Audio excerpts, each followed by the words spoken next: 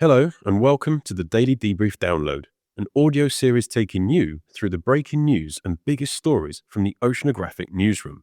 I'm Rob Hutchins, news editor here at Oceanographic magazine, and in this episode, I'll be leading us on a deeper dive into just one story from today's top headlines. Today's story, if you'll excuse the pun, focuses on krill-seeking scientists and the lengths they are going to observe this tiny form of marine life, recognized by many as the climate superheroes of the Southern Ocean, from space. Yes, if ever there was an ocean news story thirsty for a headline, it's this one. Yet this is a development filled with intrigue and scientific innovation, and it all has its roots dating back some 5 years ago. It was at COP26 in Baku back in November 2020 that researchers from the British Antarctic Survey and the University of Strathclyde announced their partnership with the World Wildlife Fund and a plan to determine whether humans could actually monitor Antarctic krill populations from space.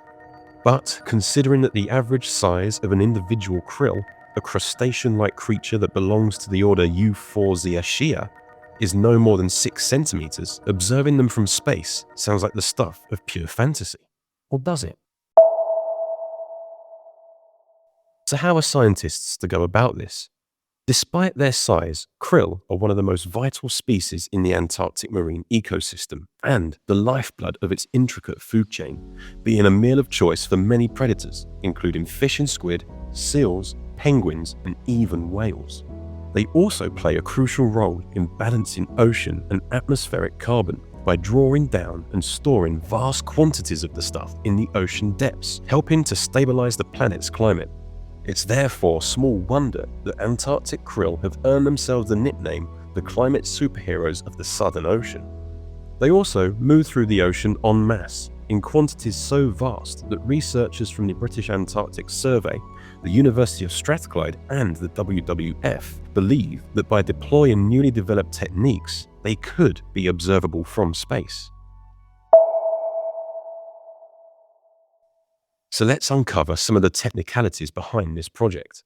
Suitably named by the researchers Krill from Space, the project will harness a technology known as ocean color satellites. These are satellites in orbit that can pick out and assign different color signals to a spectrum of ocean activity. First established in 1997, it wasn't until very recently that these ocean color satellites were able to identify a signal associated with the pigment that turns krill their iconic reddish color. By isolating this signal, it is the hope of researchers that they will be able to monitor krill as their populations swarm at the surface, in a process well documented and one that is fundamental to the feeding grounds routinely populated by the marine species that eat them.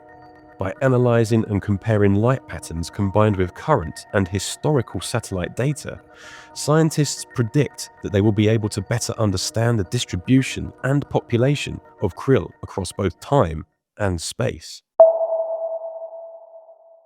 The findings from this project will provide crucial insight into the health of the current krill populations, forming the basis of future approaches to ocean conservation. But how can such a tiny part of the marine ecosystem hold such ecological value?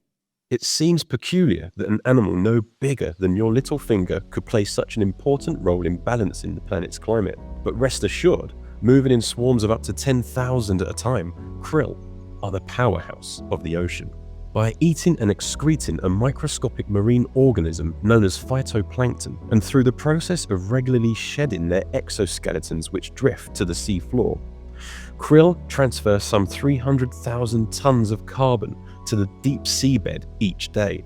That's the equivalent of the UK's daily emissions of carbon dioxide.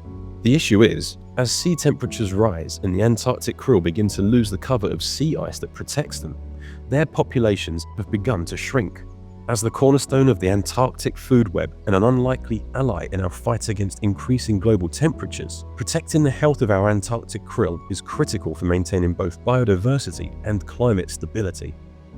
It's through the Krill from Space project, then, that researchers hope in time to be able to support international conservation efforts for the sustainable management of this most important Antarctic species. If you'd like to learn more about this story or other stories on life in the Southern Ocean and the Antarctic, head to the Oceanographic Newsroom. This has been the Daily Debrief Download. I've been Rob Hutchins. Thank you for listening.